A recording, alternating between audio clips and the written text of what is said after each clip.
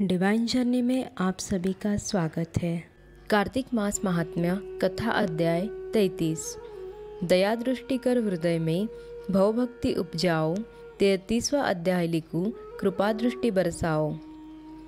सूत जी ने कहा, इस प्रकार अपनी अत्यंत प्रिय सत्यभामा को यह कथा सुनाकर भगवान श्री कृष्ण छंदोपासना करने के लिए माता के घर में गए।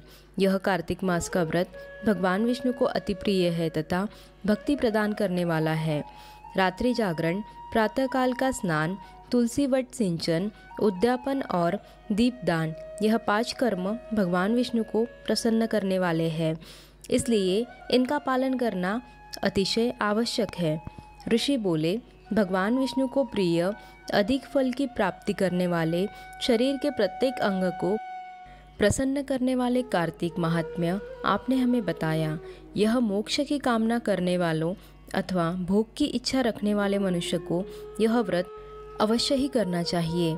इसके अतिरिक्त हम आपसे एक बात पूछना चाहते हैं कि यदि कार्तिक मास का व्रत करने वाला मनुष्य किसी संकट में फंस जाए या वह किसी वन में हो या व्रती किसी रोग से ग्रस्त हो जाए तो उस मनुष्य को कार्तिक व्रत को किस प्रकार करना चाहिए, क्योंकि कार्तिक व्रत भगवान विष्णु को अत्यंत प्रिय है और इसे करने से मुक्ति एवं भक्ति प्राप्त होती है, इसलिए इसे छोड़ना नहीं चाहिए।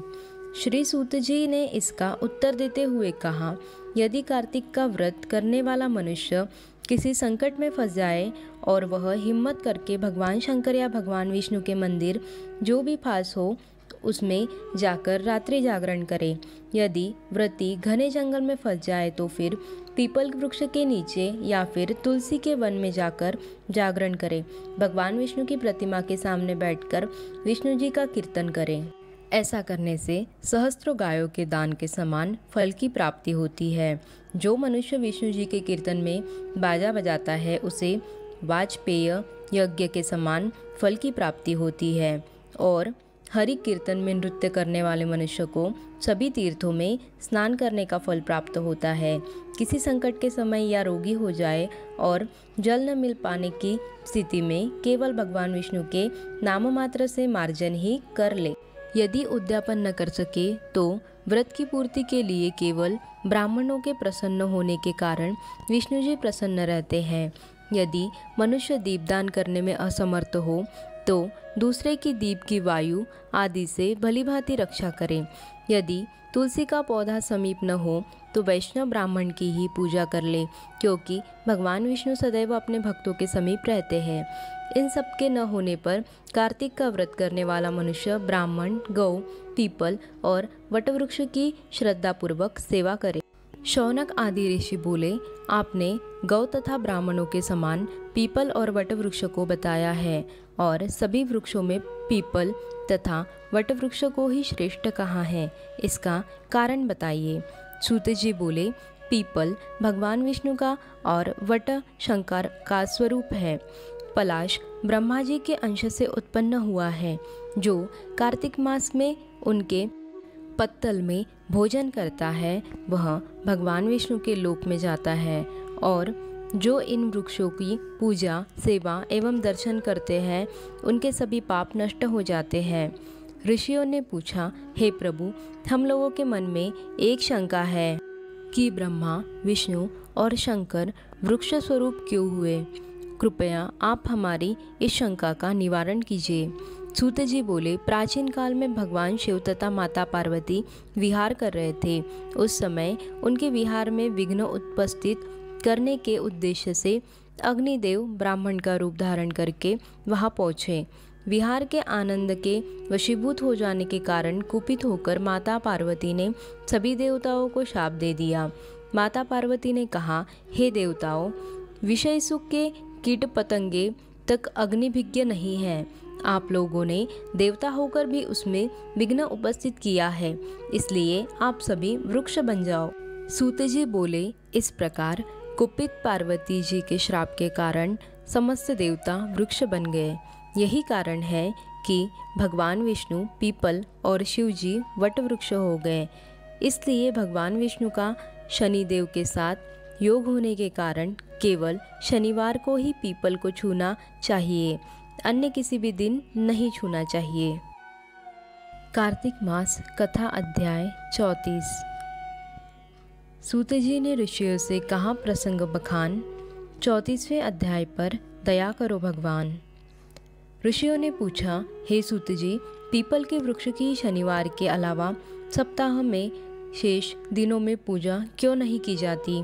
सूत जी बोले, हे ऋषियों, समुद्र मंथन करने से देवताओं को जो रत्न प्राप्त हुए, उनमें से देवताओं ने लक्ष्मी और कौस्तुभमणि भगवान विष्णु को समर्पित कर दी थी। जब भगवान विष्णु लक्ष्मी जी से विवाह करने के लिए तैयार हुए तो लक्ष्मी जी बोली, हे प्रभु, जब तक मेरी बड़ी बहन का विवाह नहीं हो जाता तब तक मैं छोटी बहन आपसे किस प्रकार विवाह कर सकती हूँ। इसलिए आप पहले मेरी बड़ी बहन का विवाह करा दें, उसके बाद आप मुझसे विवाह कीजिए। यही नियम है जो प्राचीन काल से चला आ रहा है। सूत जी ने कहा, लक्ष्मी जी के मुख से ऐसे वचन सुनकर भगवान विष्णु ने लक्ष्मी जी की बड़ी बहन का विवाह उद्दालक ऋषि के साथ संपन्न कर दिया। लक्ष्मी जी की बड़ी बहन अलक्ष्मी जी बड़ी कुरूप थी। उसका मुख बड़ा, दांत चमकीले हुए, उसकी देह वृद्धा की भांति, नेत्र बड़े बड़े और बाल रूखे थे। भगवान विष्णु द्वारा आग्रह किए जाने पर ऋषि उद्दालक उससे विवाह करके उसे वेद मंत्रों की ध्वनि से गुंजाते हुए अपने आश्रम ले आए। वेद ध्वनि से गुंजित हवन के पवित्र धुएं से सुगंधित उस ऋषि के सुंदर आश्रम को देखकर अलक्ष्मी को बहुत दुख हुआ।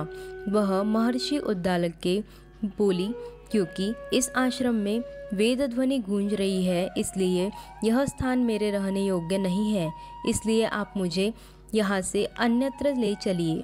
उसकी बात सुनकर महर्षि उद्दालक बोले, तुम यहाँ क्यों नहीं रह सकती हो और तुम्हारे रहने योग्य अन्य कौन सा स्थान है, वह मुझे भी बताओ। अलक्ष्मी बोली, जिस स्थान पर वेद की ध्वनि होती हो, अतिथियों का आदर सत्कार किया जाता हो, यज्ञ आदि होते हैं, ऐसे स्थान पर मैं नहीं रह सकती। जिस स्थान पर पति पत्नी आपस में प्रेम से रहते हो, पितरों के निमित्त यज्ञ करते हो, देवताओं की पूजा होती हो, उस स्थान पर मैं नहीं रह सकती। जिस स्थान पर वेदों की ध्वनि न हो, अतिथियों का आदर सत्कार न होता हो, यज्ञ न होते हो, पति पत्नी आपस में क्लेश करते हो, पूज्य वृद्धों सत्पुरुषों तथा मित्रों का अनादर होता हो, जहाँ दुराचारी चोर पर स्त्रीगामी मनुष्य निवास करते हो, जिस स्थान पर गायों की हत्या होती हो, मद्यपान ब्रह्म हत्या आदि पाप होते हो, ऐसे स्थानों पर मैं प्रसन्नतापूर्वक निवास करती हूँ।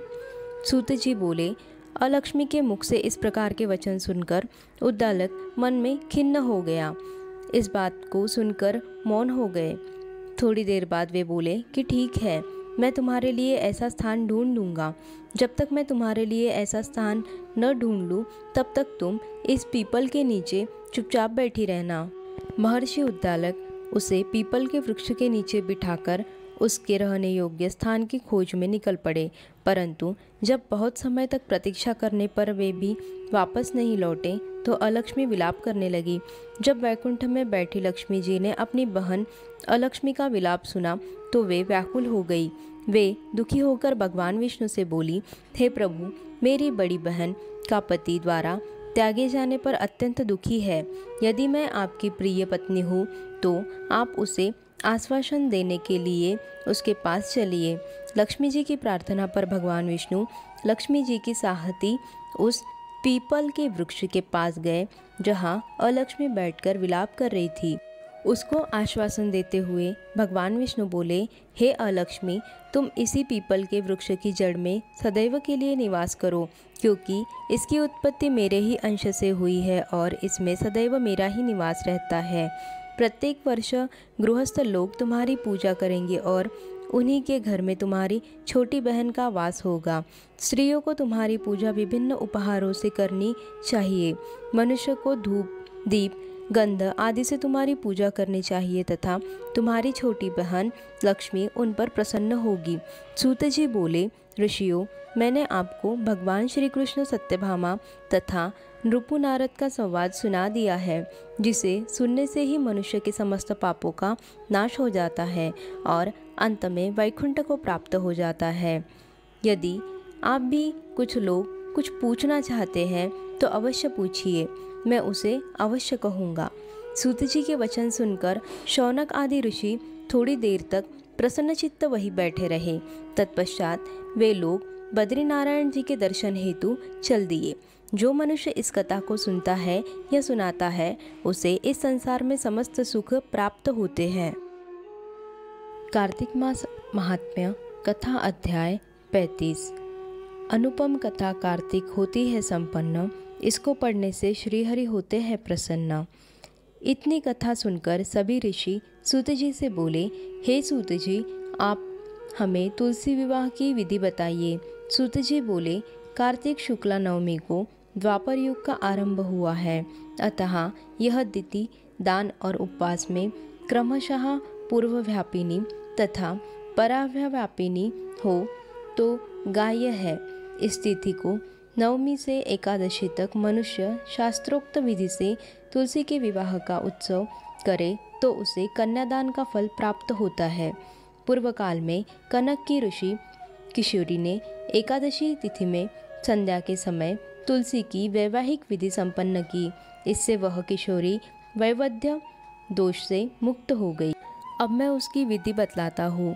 1 तोला सुवर्ण की भगवान विष्णु की सुंदर प्रतिमा तैयार करवाएं, अथवा अपनी शक्ति के अनुसार आधे या चौपाई तोले की ही प्रतिमा बनवा ले।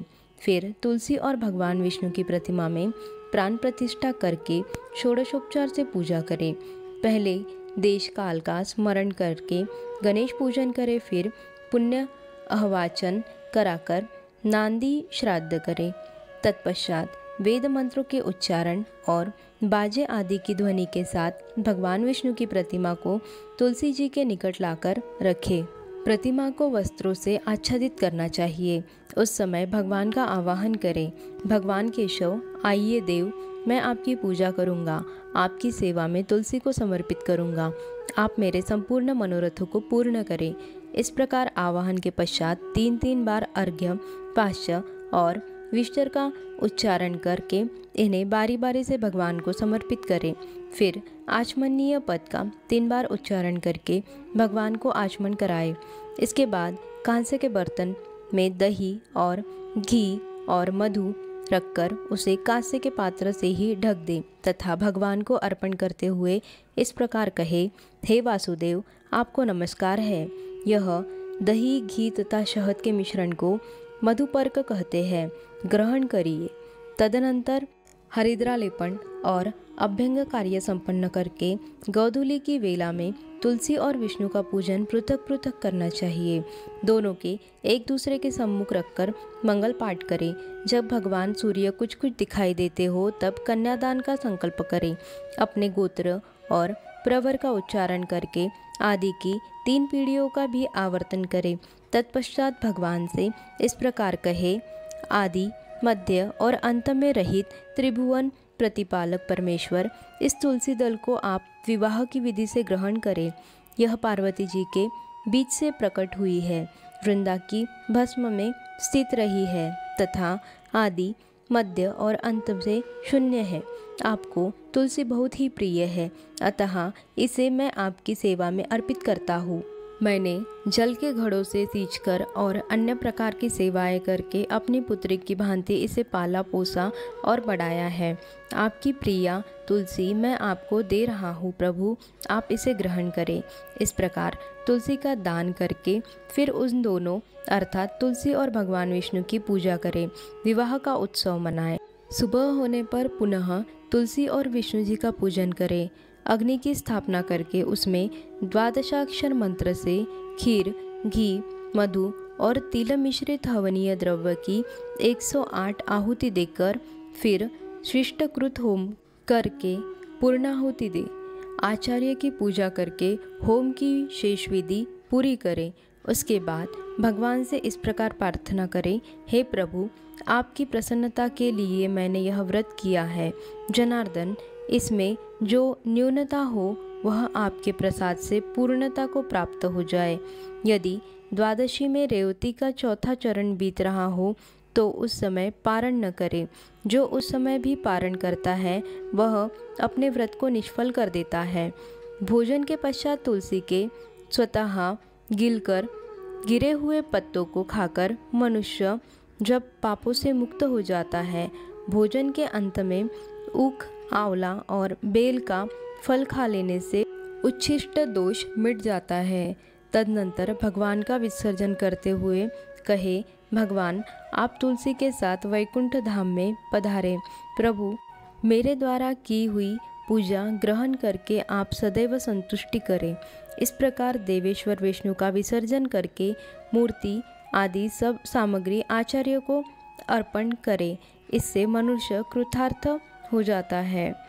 यह विधि सुनकर सूत जी ने ऋषियों से कहा, हे ऋषियों, इस प्रकार जो मनुष्य श्रद्धापूर्वक सत्य, शांति और संतोष को धारण करता है, भगवान विष्णु को तुलसी दल समर्पित करता है, उसके सभी पापों का नाश हो जाता है और वह संसार के सुखों को भोगकर अंत में विष्णु लोक को प्राप्त करता है।